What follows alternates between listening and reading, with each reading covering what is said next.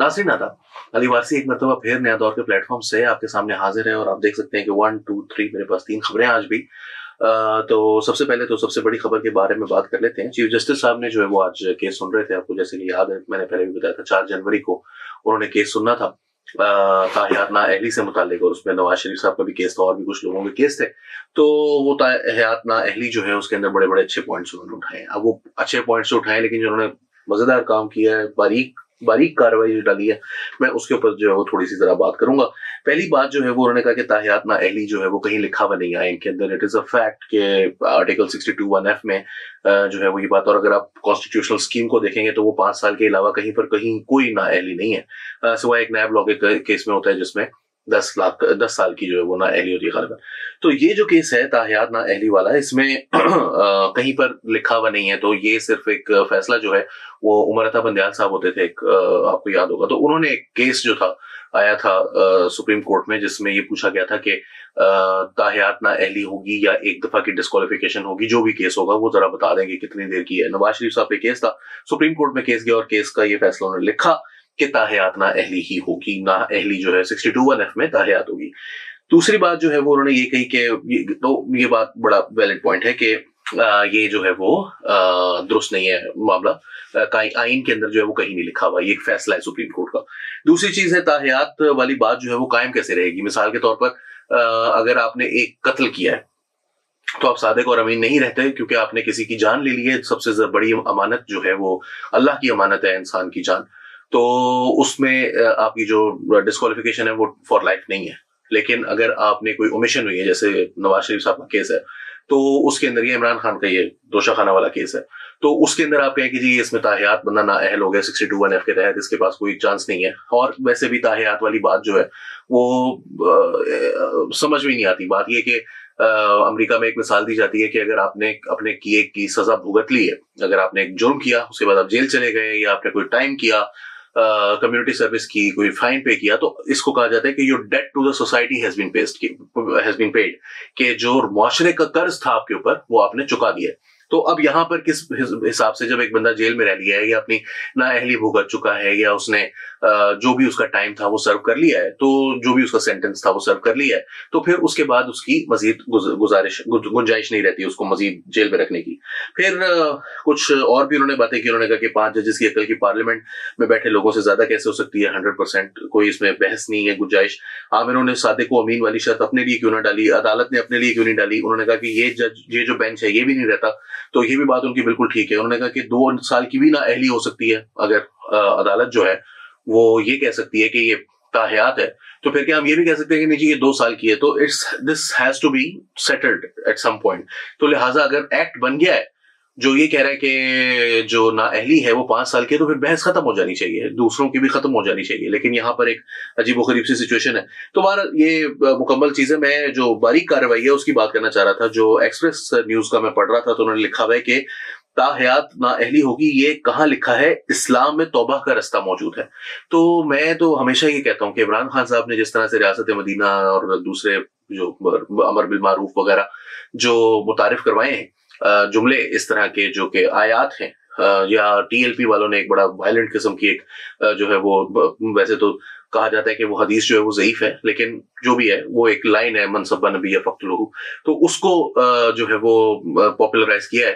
तो शायद सारी सियासी जमातों के लिए अभी मजबूरी बन गई है कि उनको थोड़ा थोड़ा सा इस्लामी टच जो है वो देना पड़ेगा। काजी फायजीसा ने भी बड़ा मजेदार इस्लामी टच दिया। उन्होंने कहा इस्लाम में तौबा का रास्ता मौजूद है, इस्लाम में कहाँ लिखा है कि इंसान जो है वो अगर उसकी सेंटेंस उसने सर्व कर लिया तो बात खत्म हो जाती है। तो ये जो बारीक कार्रवाई है इसके लिए मैं मुबारकबाद पेश करता हूँ काजी फायजीसा को। इनफैक्ट मैं आपको एक बड़ी मजे की बात बताऊं कि आजकल हम कुछ सर्वेज भी कर रहे हैं अपने न्यूज चैनल के लिए। मोहम्मद इलियास जो है वो जाते हैं कज़ाफी अवाम में के नाम से प्रोग्राम में, तो वो लोगों से जब पूछते हैं तो पीटीआई के लोग बहुत मर्तबा ये कहते हैं कि किसको वोट देंगे। जब उनसे पूछा जाता है तो वो कहते हैं कि इय्याका नअबुदु व इय्याका नस्तईन, हमारा वोट जो है वो कुरान के लिए, इय्याका नअबुदु व इय्याका नस्तईन के लिए। तो इससे पता चलता है कि ये जो पॉपुलिज्म है ये बड़ा फायदेमंद होता है जब आप इसमें मजहब की आमेजिश होती है, क्योंकि सबसे ज्यादा पॉपुलर तो पाकिस्तान जैसे ममालिक में मजहब ही होता है। चलते अपनी अगली खबर की तरफ। पैमरा ने एक ऐसा जवाब दिया है कि सारे लाजवाब हो गए हैं। किसी की मतलब मैं कहता हूं इसके बाद बहस की गुंजाइश खत्म हो गई है। वो ये है कि लाहौर हाई कोर्ट में एक पिटीशन थी जिसमें उन्होंने पूछा था कि जी पेमरा ने इमरान खान साहब की तकारीर दिखाने पर पाबंदी आयद कर रखी है। तो आज एक्सप्रेस न्यूज के मुताबिक लाहौर हाई कोर्ट में साबिक चेयरमैन पीटीआई इमरान खान की टीवी चैनल्स पर तकरीर नशर ना होने के खिलाफ दरख्वास्त पर समाअत मुकम्मल हो गई। समाअत जस्टिस शम्स महमूद मिर्जा ने की और उन्होंने दरख्वास्त निपटा दी क्योंकि पेमरा ने वहां जाकर कहा कि इमरान खान की तकारीर दिखाने पर कोई पाबंदी नहीं है, जाओ करा लो जिन्हें करानी है तकरीर, असीम खान नहीं रोक रहे तो। ये पहले भी मैं आपको बताऊं कि मसला आया था कि पेमरा ने कभी भी ये इंस्ट्रक्शंस जारी नहीं की। ये जो भी इंस्ट्रक्शंस थी ये टेलीफोनों पर जारी होती रही हैं और इमरान खान साहब की तकारीर दिखाने पर पाबंदी बिल्कुल थी मगर अनरिटन थी, पेमरा की जानिब से नहीं थी। जिनकी जानिब से थी वो भी है, वो जेल में भी है, वो तो जेल से उस वक्त तक बाहर नहीं आएंगे जब तक ये पेमरा ने ना जेल में डाला है, ना तकरीर पर पाबंदी लगाई है, ना लाहौर हाई कोर्ट ने निकालना है, ना लाहौर हाई कोर्ट ने पाबंदी लगानी है। जिथे होना है उथे जाके माफिया मुफिया मंगो, फेर ही कुछ हो सकता है। चलते हैं अपनी आखिरी खबर की तरफ। और वो असल में वो खबर में उसमें इतना कोई जूस नहीं है, खबर में जूस नहीं है, असल में जो खबर के पीछे बात है ना वो है मजेदार। वो बात ये है कि आज पीटीआई की क्यादत है, अब अफसोस होता है कि ये चौथे पांचवें बल्कि मैं कहता हूँ परले दर्जे की क्यादत है, वो क्यादत जो है वो उनकी टॉप क्यादत बन गई है। वो क्यादत जो है वो है बैरिस्टर गौहर अली खान साहब जो कि अब चेयरमैन है पार्टी के, अभी कम अज कम फिलहाल तो एक स्टेलमेट है मगर बहरहाल उनको और क्या कहेंगे। और दूसरे शेर अफजल मरवत साहब है। तो उन दोनों ने अलग अलग प्रेस कॉन्फ्रेंसेस की। पहले बैरिस्टर गौहर आए, उन्होंने काजी फायज ईसा के ऊपर मुकम्मल एतमाद का इजहार किया। उसके बाद शेर अफजल मरवत ने कहा कि मैं अपनी सेपरेट प्रेस कॉन्फ्रेंस करूंगा। सेपरेट प्रेस कॉन्फ्रेंस करने के लिए जब वो आए तो उन्होंने बैरिस्टर गौहर को बुलाया, तो उन्होंने कहा कि मैं नहीं आऊंगा आपके साथ तकरीर करने, प्रेस कॉन्फ्रेंस करने। उसके बाद उन्होंने उमैर न्याजी को बुलाया, उमैर न्याजी साहब को 3-4 मरतबा बुलाया तो वो आ गए। उन्होंने आके कहा कि जी बैरिस्टर गौहर ने जो भी कहा लेकिन हमें काजी फायज ईसा के ऊपर एतमाद नहीं है, शेर अफजल मरवत ने कहा। और फिर उसके बाद जो है वो इतनी देर में उमैर न्याजी भी वहां से दाएं बाएं हो गए। उन्होंने कहा किसको यहाँ से, तो पता नहीं क्या बातें कर रहा है। तो अब इस बात पर पहले फटा चलता रहा। अब एक स्टेटमेंट आई है, प्रेस रिलीज आई है पाकिस्तान तहरीक इंसाफ की जानिब से, जिसमें उन्होंने कहा कि किसी फर्द की जाती हैसियत में जारी करदा बयानात पार्टी के मौकफ या पॉलिसी की इक्कासी नहीं करते। और उन्होंने कहा कि जो पार्टी पॉलिसी है वो बड़ी क्लियर है, मतलब ये प्रेस रिलीज में नहीं लिखा उन्होंने, लेकिन उन्होंने कहा कि ये बयान जो है वो तमाम मुतालिका अफराद की आम मालूमात के लिए जारी किया जा रहा है मनजानिब मरकजी मीडिया डिपार्टमेंट। अच्छा, अब आप ये कहेंगे कि ये किस किस्म के घनचक्कर हैं सारे के सारे, जो ये क्या चल रहा है, एक कोई बात कर रहा है दूसरा उसी वक्त कोई और प्रेस कॉन्फ्रेंस कर रहा है। इनकी पार्टी में इख्तलाफात हैं, वो होंगे, मुझे यकीन है कि हर पार्टी में होते हैं, इनकी पार्टी में कुछ ज्यादा होंगे, सारे लीडरलेस है, तो इस वजह से ये मसला होता है।